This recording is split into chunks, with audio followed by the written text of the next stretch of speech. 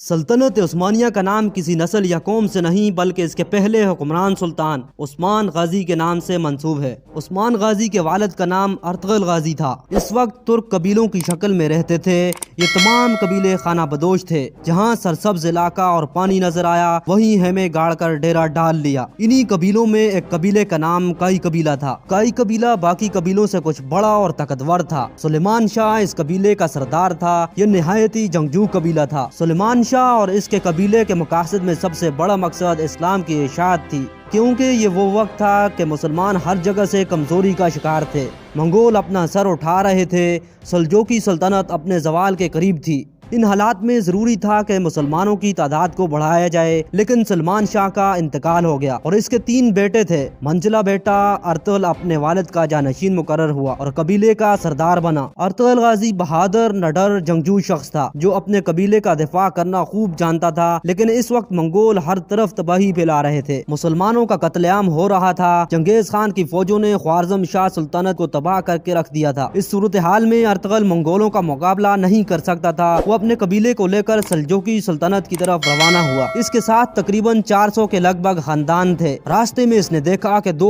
فوجیں آپس میں لڑ رہی ہیں۔ اس نے سوچا کہ کسی ایک کا ساتھ دینا چاہیے، لیکن اسے یہ معلوم نہیں تھا کہ وہ لشکر کس کس کے ہے۔ کچھ سوچ کر اس نے جو فوج ہار رہی تھی اس کا ساتھ دیا اور اپنے ان تھوڑے سپاہیوں کے ساتھ مخالف فوج پر اچانک اور بہت تیز حملہ کروایا۔ وہ فوج ڈر گئی اور سمجھی کہ ان کو کہیں سے مدد مل گئی ہے اور وہ فوج جیتتے جیتتے ہار مان گئی۔ بعد میں انہیں معلوم ہوا کہ جس فوج کا انہوں نے ساتھ دیا یہ سلجوقی سلطان علاؤالدین کی فوج تھی۔ مخالف فوج کے بارے میں اختلاف پایا جاتا ہے۔ بعض کے نزدیک وہ بازنطینی عیسائی فوج تھی اور اکثر کے مطابق وہ تتاری تھے۔ بہرحال سلطان کی بہادری سے بہت خوش ہوا اور ارطغرل کے قبیلے کو اپنی سلطنت میں اناطول کے مقام پر سکاریا کے علاقے میں ایک جاگیر عطا کی اور یہ قبیلہ وہیں آباد ہو گیا۔ سلطان نے ان کو اجازت دی کہ سرحد کے ساتھ علاقوں کو فتح کریں اور ان کو سلطنت میں شامل کریں۔ یہ علاقہ بازنطینی عیسائی سلطنت کے بالکل ساتھ جڑا ہوا تھا۔ ارطغرل نے کچھ ہی عرصے میں اپنی شجاعت اور بہادری کا سکہ بٹھا دیا۔ ان فتوحات کا نتیجہ یہ ہوا کہ باقی بہت سے ترک قبائل بھی ارطغرل کے ساتھ مل گئے اور اسے اپنا سردار تسلیم کر لیا۔ ارطغرل سلطان علاؤالدین کے نائب کے طور پر لڑتا رہا اور اس کی طاقت میں دن بدن اضافہ ہوتا رہا۔ ارطغرل نے بازنطینی سلطنت کے ایک بڑے متحدہ لشکر کو شکست دی۔ 1281 میں 90 برس کی عمر میں ارطغرل کا انتقال ہو گیا۔ اس کا جانشین اس کا بڑا بیٹا عثمان غازی تھا۔ عثمان اپنے والد کی طرح پکا مسلمان، بہادر اور حوصلہ مند تھا۔ اس نے بھی فتوحات کا سلسلہ جاری رکھا۔ ادھر سلطان علاؤالدین سلجوقی ایک جنگ میں شہید ہوئے۔ اس کے بعد اس کا بیٹا غیاث الدین بھی تاتاریوں کے ہاتھوں مارا گیا۔ 1299 میں سلجوق سلطنت بالکل ختم ہو گئی۔ عثمان غازی نے اپنے تمام مفتوحہ علاقوں میں اپنی خود مختار حکومت کا اعلان کر دیا۔ یوں سلجوقی سلطنت سے علیحدہ عثمانی سلطنت قائم ہوگی۔ سلجوقوں کے لیے یہ بات تشویش کا باعث ہوتی، لیکن وہ اندرونی جھگڑوں کی وجہ سے مکمل زوال پذیر ہو چکے تھے۔ امیر عثمان غازی نے بہت سے شہروں اور قلعوں کو فتح کیا اور ینی شہر جو کہ برسا کا ایک ضلع تھا اس کو اپنا دارالحکومت بنایا۔ سلطان عثمان نے مال خاتون سے شادی کی۔ اس سلطنت کے قائم ہونے کے بعد مسلمان متحد ہونا شروع ہوئے۔ برسا کی فتح کے بعد سلطان عثمان بیمار ہوئے اور 1323 کو وفات پائی۔ مرنے سے پہلے اپنے بیٹے اورحان کو ایک طویل نصیحت کی۔ اورحان سلطان بنا اور اپنے باپ کی پالیسی کو جاری رکھا۔ جب سلطان عثمان اول کا انتقال ہوا تو اس وقت سلطنت کا رقبہ 16,000 مربع کلومیٹر تھا۔ 150 سال کے اندر اندر یہ دنیا کی سب سے بڑی سلطنت بن گئی۔ سلطان محمد فاتح نے قسطنطنیہ فتح کر کے نبی کریم صلی اللہ علیہ وسلم کی حدیث بھی پوری کی اور اپنے بہترین ہونے کا ثبوت دیا۔ سلطنت عثمانیہ کے 9ویں سلطان سلیم اول نے مصر میں موجود عباسی خلافت کو ختم کر کے اپنی خلافت کا اعلان کر دیا۔ یوں خلافت بھی ان کی ہوئی اور سلطان سلیم اول سلطنت عثمانیہ کے پہلے خلیفہ بنے۔ یہ سلطنت 623 سال قائم رہی اور 1922 میں ختم ہوئی۔ سلطان عثمان کے نام سے ہی سلطنت کو سلطنت عثمانیہ کہا گیا۔ انگلش میں اسے عثمان امپائر کہتے تھے۔ کچھ علاقوں کے لوگوں نے اسے اپنی زبانوں کی وجہ سے اوٹومان امپائر کہتے تھے۔ آہستہ آہستہ اسے عثمان یا اوٹومان امپائر کہا جانے لگا، پھر اس کا نام یہی پڑ گیا۔